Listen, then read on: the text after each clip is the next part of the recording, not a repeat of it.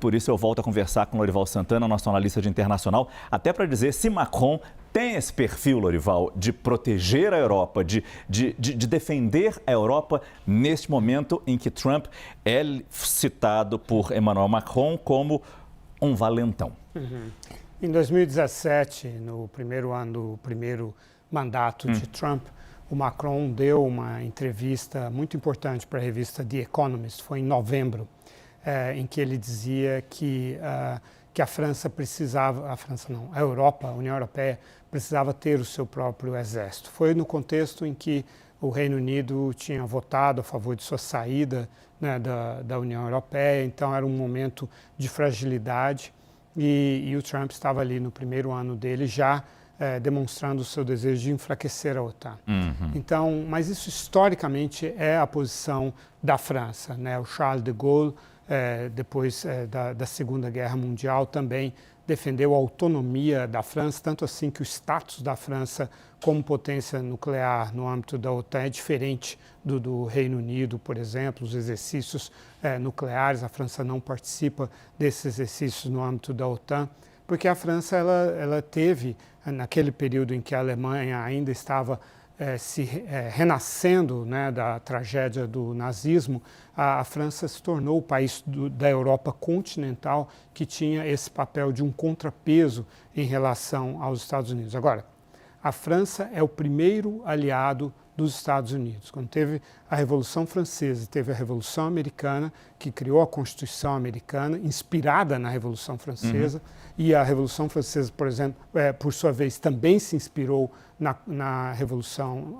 Americana. Houve uma troca ali de ideias, de ideais, e a França é considerada o primeiro país aliado dos Estados Unidos. Então, é muito significativo que a França, neste momento, de Emmanuel Macron, ela emerja com esse papel, mas fortemente aliada à Alemanha e o Reino Unido, que também estão com a mesma posição. Pois é, que eu ia falar. Na verdade, talvez a gente tivesse que distribuir esses óculos do Stallone Cobra para todos os líderes europeus que, neste momento, começam a se levantar de maneira discreta, muitas vezes sem citar Donald Trump. Falam da necessidade de união, de ir contra os valentões, mas ninguém cita Donald Trump.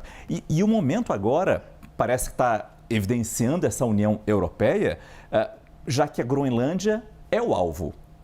Resta a gente saber ou entender melhor por que a Groenlândia é esse alvo em relação aos Estados Unidos. A gente preparou uma ilustração em que a gente conta isso um pouco em duas telas, né? Por que ela é tão importante. Bom, como eu disse antes, ela é a maior ilha do mundo, mas a maior parte dela coberta de gelo, tem uma população muito pequena, uma expectativa de vida de 72 anos, uma renda per capita extremamente elevada, né, 58 mil dólares. Hoje, uma economia baseada na pesca. Mas na segunda tela a gente encontra o potencial dessa ilha, né? E aí eu chamo a atenção para as riquezas minerais, né?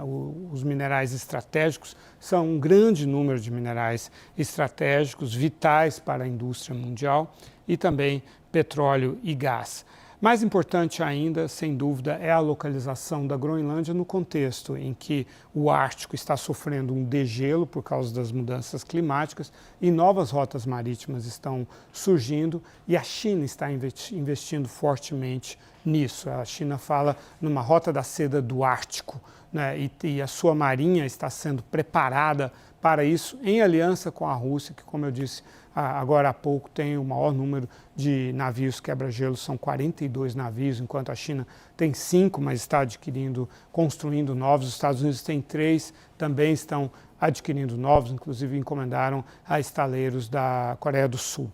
Mas há uma corrida ao Ártico. Então, nesse sentido, nesse contexto, faz sentido essa preocupação do Trump, não a reivindicação do território da Groenlândia, que não faz sentido porque o território da Groenlândia está nas mãos de um aliado absolutamente até aqui incontestável, que é a Dinamarca. A Dinamarca teve mais mortes per capita na guerra do Afeganistão para defender os Estados Unidos do que os americanos. Então, é um aliado do qual os Estados Unidos não têm por que suspeitar. O argumento que os trumpistas têm usado: uma coisa é você alugar, outra coisa é você ser dono. Mas nesse caso, quando se refere à defesa e em se tratando dos Estados Unidos, a liderança que eles têm sobre a OTAN, e naquele tratado que eu citei agora há pouco, que é de 1951, permite aos Estados Unidos ter quantas bases eles quiserem.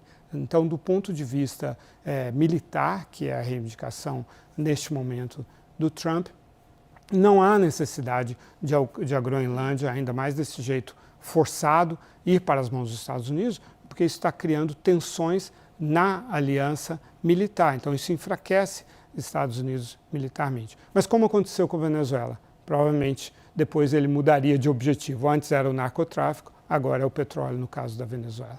Muito obrigado, Lorival Santana, que volta na nossa edição do CNN Prime Time.